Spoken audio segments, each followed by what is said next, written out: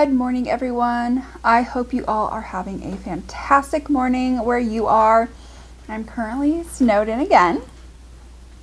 We literally had 24 hours of precipitation where most of it was like ice. We got like up to an inch of ice is what they said. Yeah, a whole inch of ice. Like literally when I opened up the door in the morning, you could hear just the ice just pelting out. It was like raining like really hard, but it was just ice. Then it turned to snow, and between 10 a.m. to 6 p.m. we got 8 inches of snow. Like it literally just kept it was like a blizzard. They called it for a blizzard. So we're snowed in. So let me know how things are where you are. If this is your first time here, hi, my name is Carrington. Not your first time here, then hi, welcome back. If you enjoy all things makeup, testing out new products, testing out old products, testing out some skincare, talking about true crime here and there, unboxings, as well as we do some book reviews as well, then you're definitely going to want to go ahead, hit that subscribe button, click the little bell. If you enjoy this type of content, then make sure that you give this video a thumbs up. And let's go ahead and let's dive on into today's video. So I got on Coloured Raine's website because I had saw where they were going to do the chic collection where it comes with like 3 or 4 eyeshadow palettes. They're like monochromatic and really beautiful.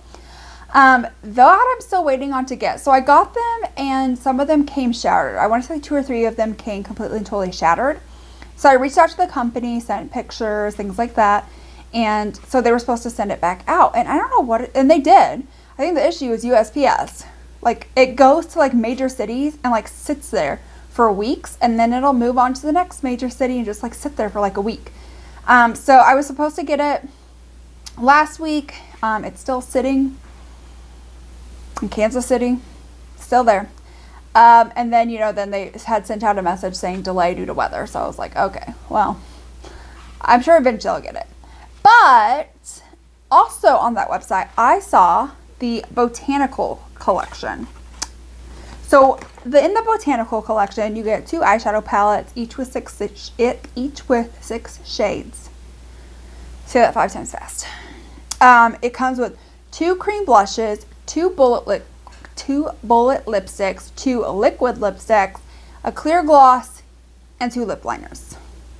It's quite the collection. It's quite the stuff. So we're gonna go through, and I'm gonna do some swatches with you guys first. Oh, and it comes with a clear gloss. I don't know if I mentioned that. So we're gonna go through. We're gonna do swatches of everything, and then I'm gonna dive on into a look. Now, while I am reviewing the products, doing a look, I'm going to be giving you a true crime story. In this case, we're going to talk about is Josef Fritzel. This is a very triggering case. This has to do with his daughter and the years of abuse and torment that she endured. So could be a little bit hard for some people to take it. So definitely, if that's the case, exit out. But if you're a true crime junkie, just like I am and love learning about true crime, then this is definitely going to be a good one. Then when I am done talking about the true crime and testing out the collection, I will kind of give you guys my first impression thoughts on the collection. So let's go ahead and let's just dive on in. So first things first, we've got swatches. So let's start off with the first palette. This is the Botanical palette. We have the shade starting off Primavera. We have Iberis. We have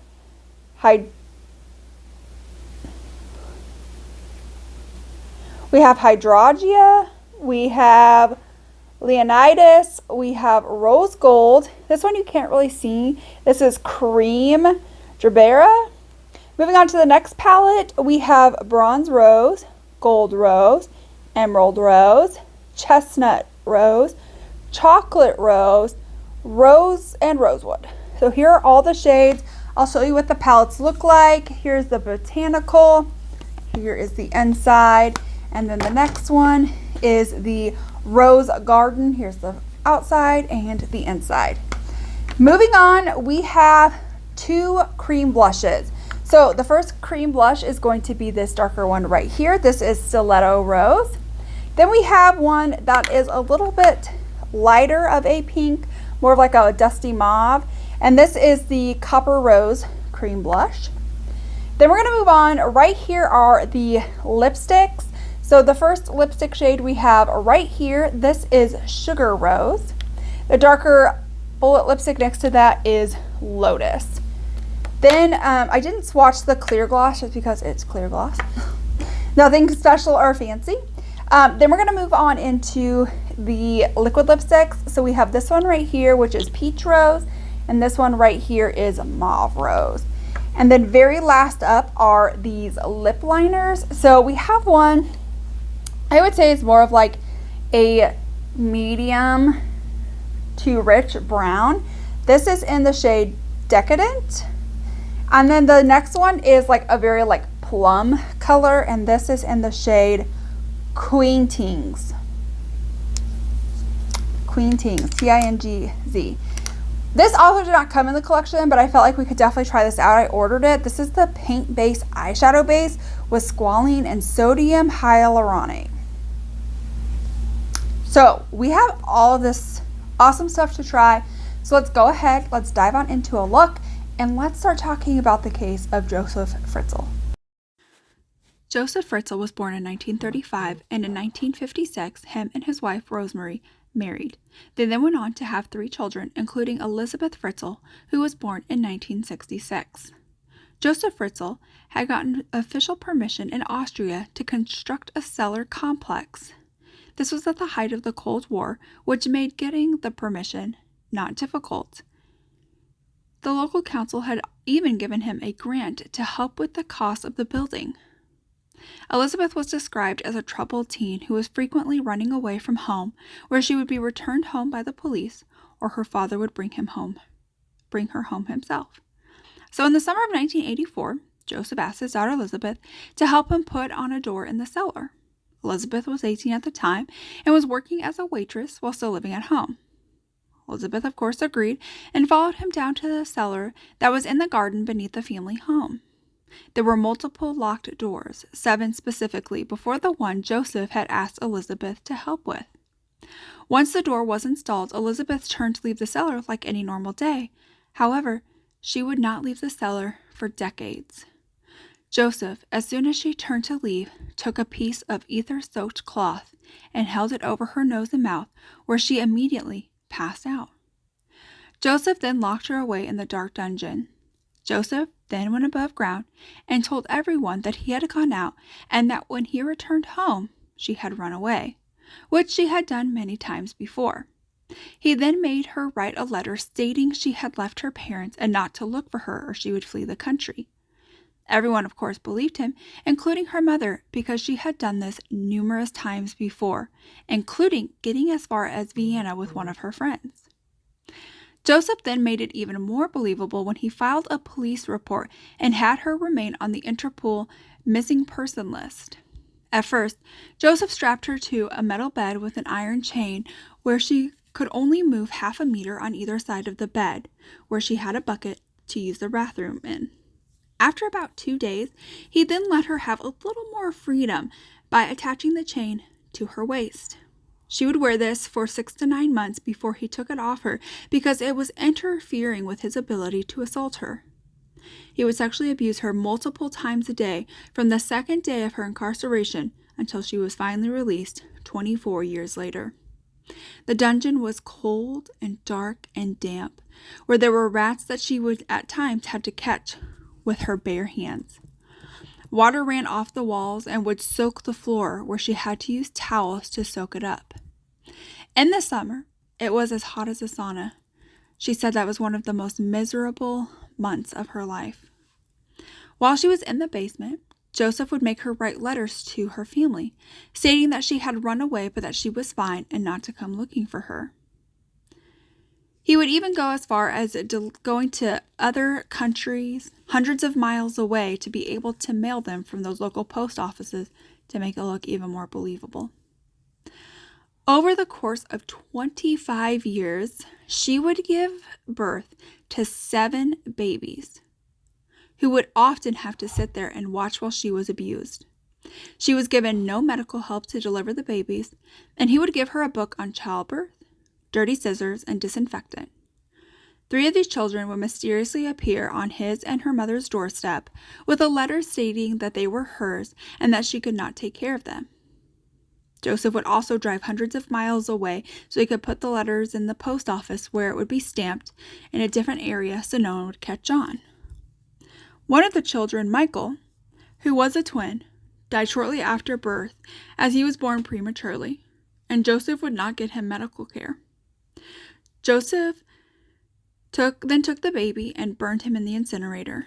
The rest of the children would stay with her where no one knew anything about them. After the fourth child was born, she begged to have the dungeon grown larger so they would have more room, in which he agreed, but they had to dig it out with their bare hands.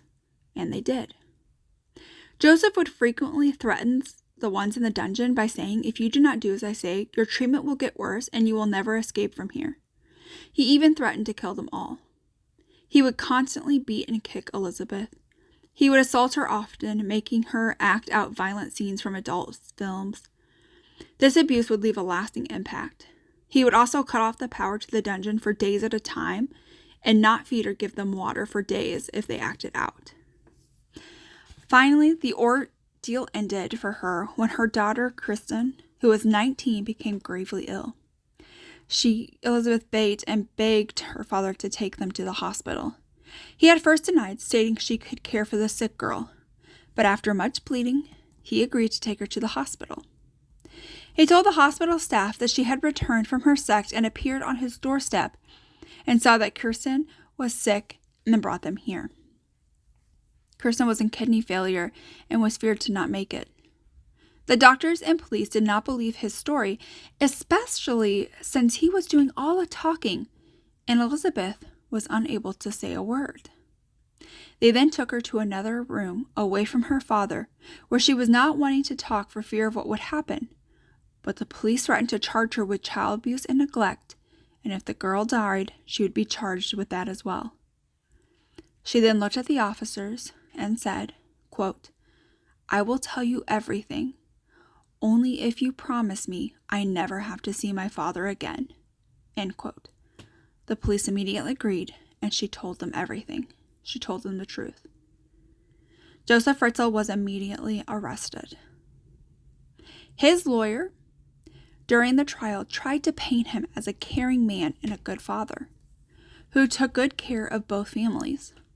He even took down a Christmas tree to the dungeon and brought them lots of gifts, such as school books, so Elizabeth could teach them, a pet bird and fish, and the lawyers even stated that if the animals could survive in the dungeon, then the conditions were not that bad.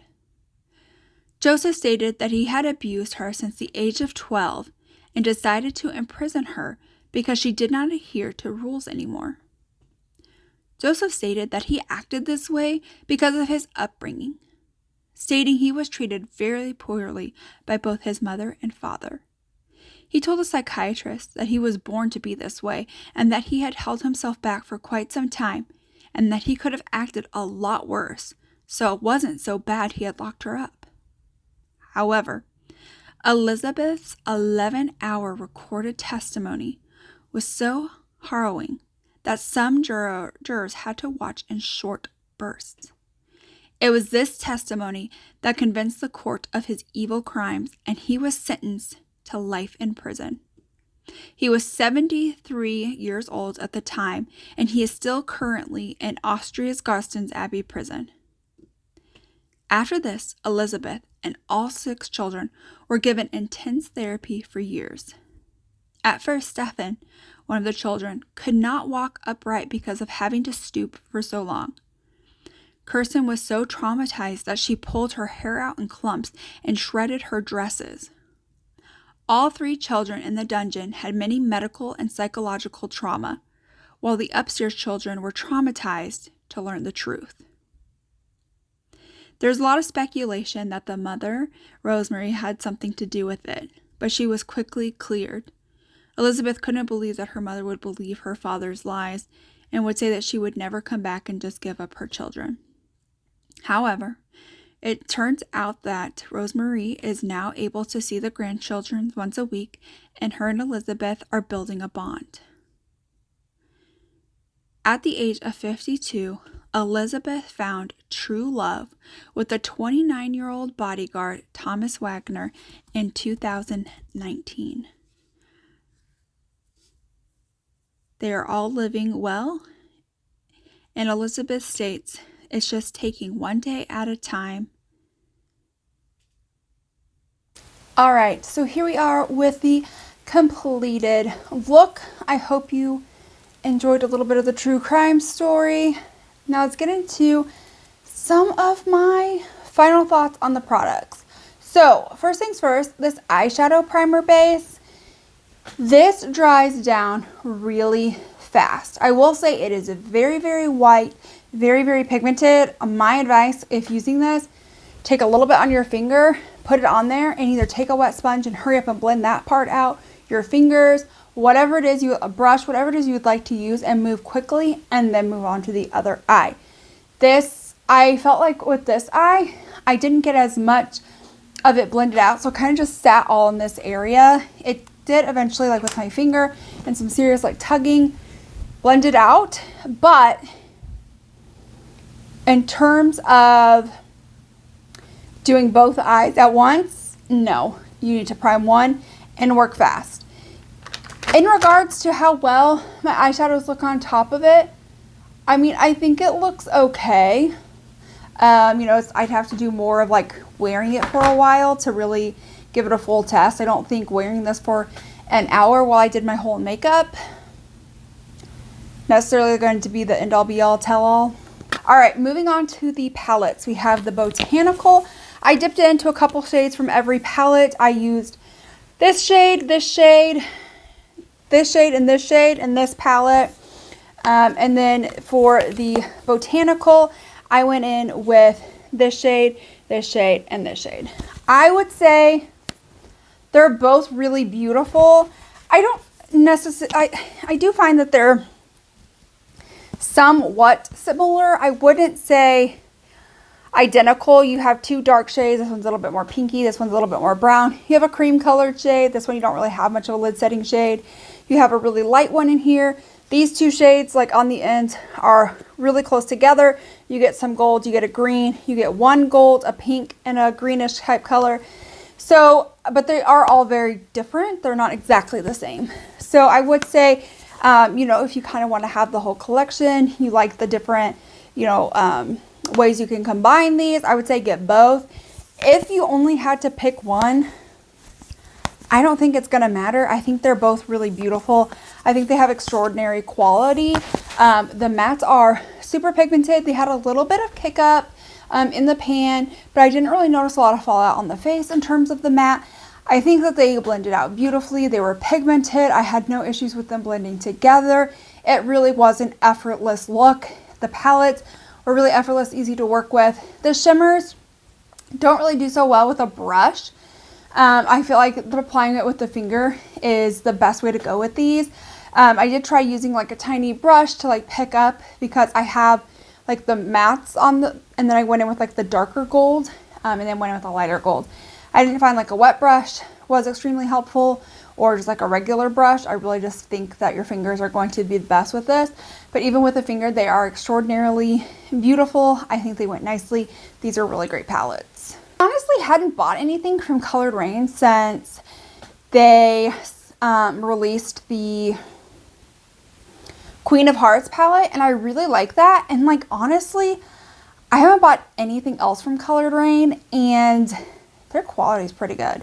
Like, I think we as a whole are missing out.